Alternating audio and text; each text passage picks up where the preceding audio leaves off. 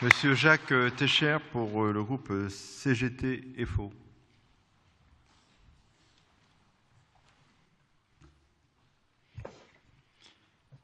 Monsieur le Président, Mesdames, Messieurs, être syndiqué ou militer, c'est souvent faire l'expérience de la répression et de la discrimination, par des blocages de promotion, de la carrière, difficultés à se former sont des remontées réelles du terrain. La liberté syndicale est encore bien fragile, car même si elle est garantie par la Constitution, la réalité est bien difficile.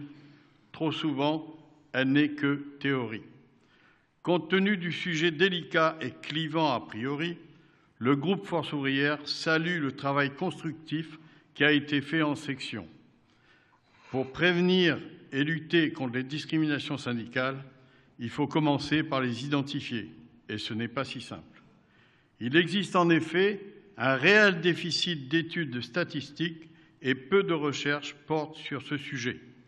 C'est pourquoi nous relevons positivement les recommandations de l'avis qui préconisent une meilleure visibilité des données et une réactualisation des recherches.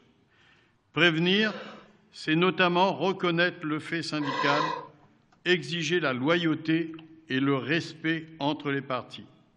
C'est aussi former et valoriser le parcours et les actes des recommandations vont dans ce sens. Certaines émanant du précédent avis de la section sur le développement de la culture du dialogue social. Précisons que le vote de cet avis intervient dans une période particulière. Parmi les sujets abordés lors des concertations en cours, figure celui des acteurs du dialogue social. Aussi, nombre de recommandations de cet avis mériteraient, dans ce contexte, d'être reprises.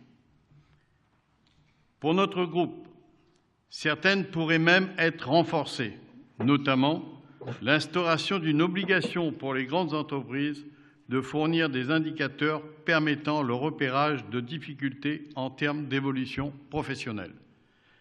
C'est une proposition que nous portons, issue du rapport du groupe de dialogue sur les discriminations paru en 2015, dont nous nous félicitons de la pérennisation sous l'égide du ministère du Travail.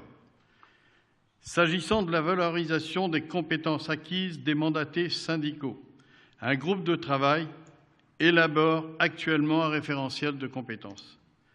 Pour Force ouvrière, il n'est pas question de créer un diplôme de syndicalisme, mais bien de traduire des compétences acquises en certification valorisables dans un parcours professionnel.